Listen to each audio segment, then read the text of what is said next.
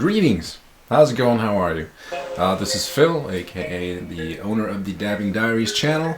I apologize that there hasn't been any updates and there hasn't been many periscopes, but I've actually been involved in a move. So if you follow my other YouTube channel, I've moved from California in the Orange County and I've gone all the way up to here where I'm at in Lacey, Washington. Now, it's been a fantastic trip. I've actually had lots of fun times just getting used to the air, just getting acquainted, and today is actually our second consecutive day of rain. Something that I've actually been expecting and been welcoming because, well, everyone says that it rains cats and dogs here. This is my actual first time experiencing it. Now, one of the things is that while I was driving through each of those states, I realized that there are specific differences in the cannabis law and how much you can carry, as well as how much you can have in the residence of your home. These are all things that were interesting to me. However, I was also very interested in specifically what laws and what statutes there were that these rules were sourcing from. So I took some time.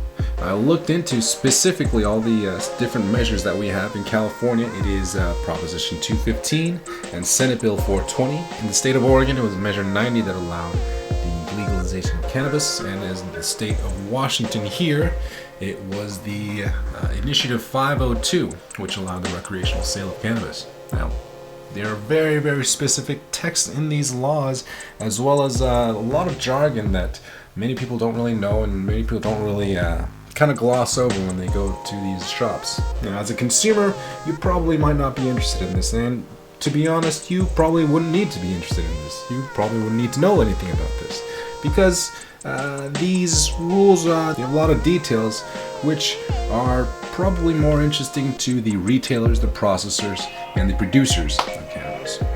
But I'm going to go into that much more detail later, but for now, let's look at the simple rules that you need to know when you're traveling through each state. In the state of California, believe it or not, recreational cannabis is not allowed. However, we do have Proposition 215, which allows for medical cannabis possession and cultivation, with further details outlined by Senate Bill 420. Now, currently no medical cannabis concentrates are allowed as well under Senate Bill 420.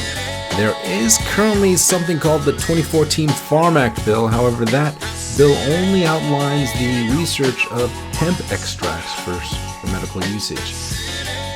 Per SB 420, medical patients are allowed 6 mature plants or 12 immature plants, a half pound of harvested cannabis. On October 9th, 2015, Governor Jerry Brown has signed Assembly Bills 243 and 266, as well as Senate Bill 643. This creates an agency in the California Consumer Affairs Department aimed at licensing and regulating medical cannabis dispensaries. Recreational cannabis was legalized on July 1st, 2015 per Measure 91. Per this measure, users may possess 1 ounce of cannabis flowers on their person in public. At their residence, users may possess 4 cannabis plants, 8 ounces of harvested flowers, 1 pound of cannabis-infused edibles, 72 ounces of cannabis-infused liquids or drinks, and 1 ounce of cannabis concentrates. On January 4th, 2016 or earlier, the Oregon Liquor Control Commission shall begin accepting applications for recreational cannabis producers, processors, and retailers.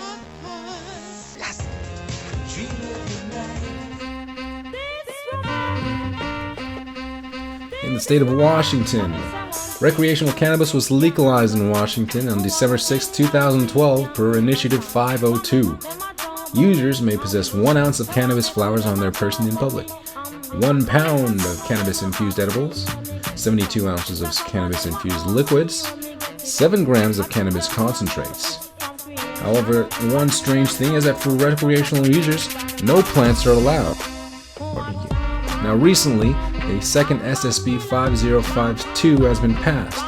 Now this Senate bill does have a lot of details, and it will revise how the sales of cannabis will be taxed. It revises medical cannabis possession and cultivation limits, and current medical retailers are to be folded into a new, more regulated marketplace via licensing and regulations. All these changes are expected to be implemented by July 1st, 2016.